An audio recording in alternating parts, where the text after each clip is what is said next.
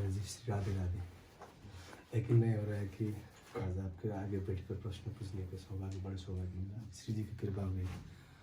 महाराज जी, आप जैसे गुरुजन की कृपा से थोड़ा बात समझ में आए कि संसार में भोगों में कुछ सुख नहीं है, जो भी सुख है प्रिय प्रीतम के चरण में है। थोड़ा बात समझ में आए तो बात समझ में आने के बाद विरक्ति में हिलने के लिए थोड़ा दिल आया। लेकिन इस चलने के मार्ग में कभी कभी ऐसा घबराहट पैदा होता है कि मैं इस मार्ग के प्रति युक्त है कि नहीं। पहले आप ये देखो, घबराहट किसको पैदा होता है, आपको ये समझना होगा। ऑपरेशन करना होगा, अंतःकरण में घुसना होगा, उसे अंतर्मुखी साधक कहते हैं। अगर आप मानेंगे आपको घबराहट होती तो कभी आपको नहीं हो सकती, क्योंकि आपका स्वरूप निर्विकार है। कोई भी हर्ष, शोक, जन्म, मृत्यु, लाभ, हानि, दुख, सुख आपका स्पर्श नहीं कर सकते, जो आपका स्वरूप है। अब ये मन का स्वरूप है जो आप वर्णन कर रहे हैं। मन को घबराहट होती, मन मरने से सबको घबराहट होती ना। तो परमार्थ में मन मारिया तन बस में कीन्हा, हुआ भरम सब दूर, बाहर से कछ दिखत नाही, अंदर चमके नूर, आपो त्याग जगत में बैठे, नहीं किसी से काम, उनमें तो कछु अंतर नाही, संत कहो चाहे राम। समझ रहे ना। तो मन मारिया, मन ही मारी तन हारि के, वृंदावन में गाज। तो मन मरना नहीं चाहता। परमार्थ में जब हम इसे लगाने की चेष्टा करते हैं तो ये राजी नहीं होता, और भोगों के चिंतन में, भोगों की चेष्टाओं में ये हर्षित हो जाएगा, क्योंकि इसका अभ्यास है पूर्व। तो हमें घबराना नहीं है, ना तो हमें किसी भी तरह से निराश होना है। हमें उत्साह पूर्वक कि अभी तक इसने गलत संकल्प किए हैं और हमने इसको साथ दिया है। अब हम इसी को साथ देकर गलत संकल्पों से हटाकर सत संकल्प में लाएंगे और फिर निसंकल्प अवस्था को प्राप्त हो जाएंगे। इसमें हारने पर भी घबराया नहीं जाता। अगर साधक घबरा गया, निराश हो गया, आशा टूट गई, तो फिर वो परास्त हो जाएगा। आशा बंधा समुत्कंठा, नाम गाने सदा रची। दृढ़ आशा, 1000 बार मैं गिर जाऊं तो भी मैं रुकूंगा नहीं, इसी जन्म में मुझे भगवत प्राप्ति होगी होगी होगी। बस ऐसा एकदम इसमें जुझारू प्रकृति का साधक चाहिए। 1000 बार गिरूंगा तो भी मैं परास्त नहीं होऊंगा, मैं नहीं हारूंगा। अरे मन, अब तू मुझे प्रभु से दूर नहीं कर सकता, मैंने निश्चय कर लिया। यह है आशा बंधा। और समुत्कंठा, नाम गाने, उत्साह पूर्वक नाम में लग जाए, किसी भी तरह से कोई परेशानी नहीं। आपको बिल्कुल अपनी सारी की सारी चिंताएं प्रभु के चरणों में समर्पित कर देनी। अभी निश्चिंत हो जाओगे, अभी आनंदित हो जाओगे। अगर आपने बोझा ले लिया तो जन्म के जन्म व्यतीत हो जाएंगे, आप इस माया समुद्र को पार नहीं कर सकते। बड़े बड़े यहाँ परास्त हो गए, और अभी आप बच्चा बन करके प्रभु के चरणों में बैठ जाओ। जैसे वो शरणागति में श्री वृत्तासुर जी कहते हैं, अजात पक्षायु मातरम खगा। क्या है उस बच्चे का बल? अजात पक्षा, जिसके अभी पंख निकले ही नहीं, अजात, जिसके अभी पंख निकले, वो बच्चा क्या कर सकता है? ऐसे बन जाओ। हे प्रभु, मैं आपको समुत्कंठा, नाम गाने सदा रुचि, आसक्ति तद गुणाख्याने। भगवत चर्चा सुनने में, भगवत चर्चा करने में हमें आसक्ति पैदा करनी है। जैसे हम नशे के बिना नहीं रह सकते, अगर कोई नशा ले लिया, हमें ऐसे नशा होना चाहिए। आशा बसन व्यसन याति नहीं, रघुपति चरित होए तहाँ से नहीं। व्यसन माने होता नशा।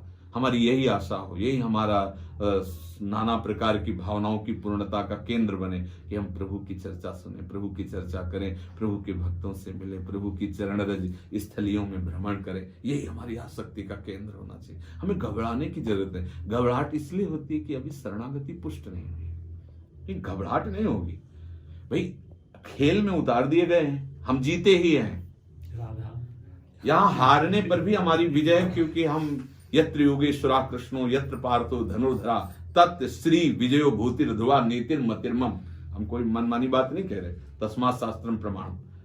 यत्र योगेश्वरा कृष्णो, तो ये तिलक किसका है? किसका है?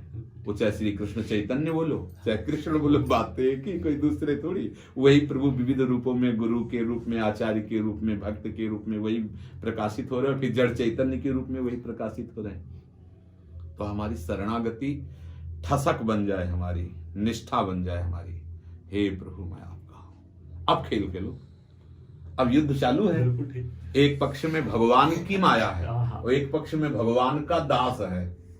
दोनों है उन्हीं की। मम माया नहीं, भगवान कह रहे मम माया और ममई वांसो। हम दोनों एक ही मालिक के खिलाड़ी हैं।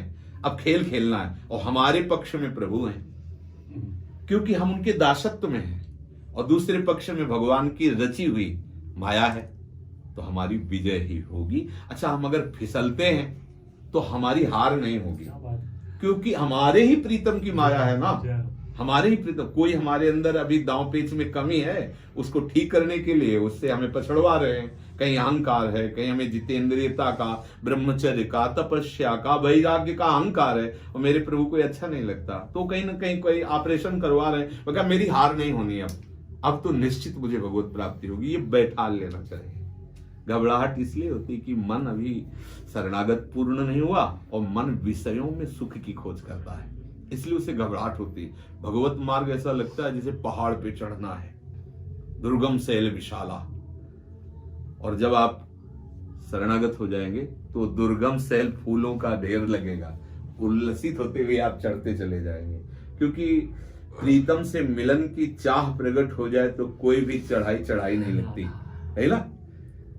ऐसे धूप में जब दोपहर के चले तो पैरों में कितनी गर्मी लगती है, नंगे पैर। और महाप्रभु चैतन्य देव जी किसी के यहाँ निमंत्रण में गए थे, तो सनातन गोस्वामी नंगे पैर उनके छाले पड़ गए, उनको होश ही नहीं था। प्रीतम से मिलन की चाह में कोई भी मार्ग कटीला या दुखदाई नहीं लगता, समझ रहे ला। अभी क्या है, हम प्रीतम वरण किए हुए शरीर को, प्रीतम माने तो सबसे प्यारा, तो सबसे प्यारा हमारे लिए अभी शरीर है, कहीं ना कहीं सबसे प्यारा हमारे मन की बातें हैं, कहीं ना कहीं। अगर हम इन दोनों से हट जाएं, थोड़ा सा हटने की चेष्टा करें, अलग करके देखने लगे। जैसे आपका प्रश्न था, मैं घबरा जाता हूं, ये गलत है, मेरा मन घबरा जाता है, अब सही है, क्योंकि आपने थोड़ा अलगाव किया ना उससे, तो अब आप समझ सकते हो। अगर सीधे मन की बात को मैं में सम्मिलित कर लोगे तो जीतना मुश्किल हो जाएगा, फिर चलना मुश्किल हो जाएगा। ऐसे रहो, आनंदित रहो। अब हम घबराते कब है, या हमारा मन घबराता कब है, जब प्रीतम प्रभु नहीं होते, प्रीतम कोई और होता है। ये तो घबराहट, मतलब आपसे हमें प्यार हो जाए तो आपसे मिलन के लिए जाने में घबराहट पैदा होगी क्या? उल्लास होगा। मन अति हरस जनाव न तेहि, आज देखियो परम स्नेही। मन अति हरस, अद्भुत आनंद है, पर वो किसी को जना नहीं रहा, गंभीर है। मन अति हरस जनाव न तेहि, आज देखियो परम स्नेही। अब वो आज देखियो परम स्नेही के नीचे आप कांटे बिछा दो, उसको बाद में पता चलेगा, जब मिल लेगा फिर प्रीतम बतावे कि तुम्हारे कांटे लगे, उस समय तो उसको केवल प्रीतम नजर आएंगे। इसलिए घबराहट का तो कोई प्रश्न ही नहीं है, नहीं।